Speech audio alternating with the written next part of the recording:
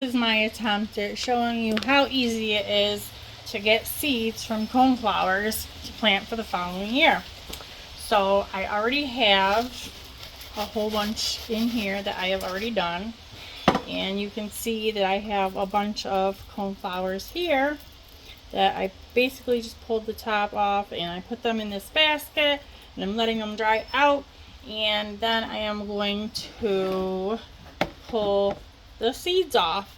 It can be kind of tricky because these are sharp and they do poke and they don't feel so good, but if you grab a bunch with your finger and pull them out, you can see the seeds and you just drop them in.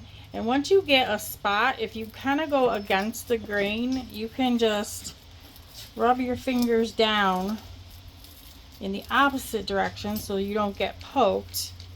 And some are a little more tough than others, but once you get it going, you just pull the seeds out, and it's really not usually this hard, but if you see, there's a whole bunch of them there, and then when I put them in, they just separate. But if I just go down through, and I can do it by grabbing, some are easier than others.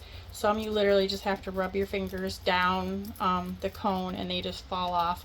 Some you gotta grab little bunches, and once you get it started, you get like this empty spot, and it's a lot easier to just get your fingers in there and use your fingernail without getting the prickers in your finger, because the prickers are actually part of the seed. That's pretty much it. That's all you do, and you just keep going. And if you look, you see that I have a whole bunch of seeds in here that I am going to sprinkle in different areas for next summer, and then hopefully they will come up with beautiful pink coneflowers.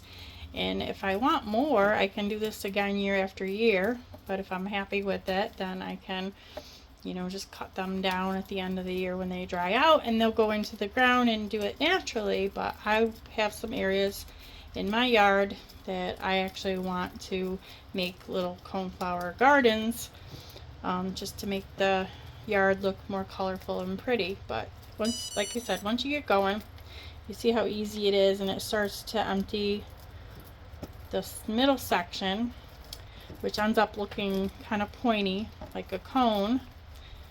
Maybe that is why the term coneflower, I'm not sure. But once you get all the stuff off of the middle, which is all seeds, they're all seeds, thousands and thousands of seeds, then you see that there's a cone. And when the cone is empty, you have all the seeds. And you can be really particular and get the ones that are around the bottom. Or if you don't really care because you have so many of them, you can just toss that part and then move on to the next one. So here's another one. It also helps if you have a little stem to hold on to. Less chance of poking your finger. And I'm just going to go right in and start pulling them off. Pretty easy.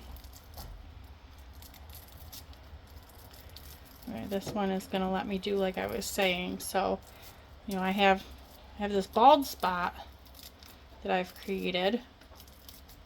And once you have that bald spot, it makes it so much easier to just go in and literally just rip them off. You don't get your fingers poked. It's a much quicker process. But as I said, that just really depends on how the coneflower is put together, if it's all dried out or not. Some of them, well, I guess these are not good examples, but like I said, it's really quick and easy.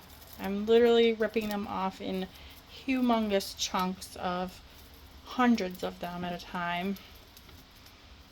And when I get down to the bottom, I will have my cone again, and that's how I know that I got the majority of my seeds. So let's finish this one up and show you the cone again.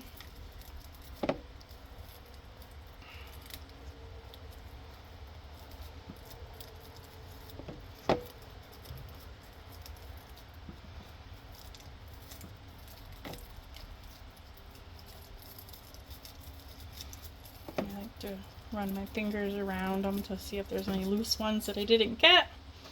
And there we are. I have a whole bunch of cornflower seeds, and these can just go in the garbage.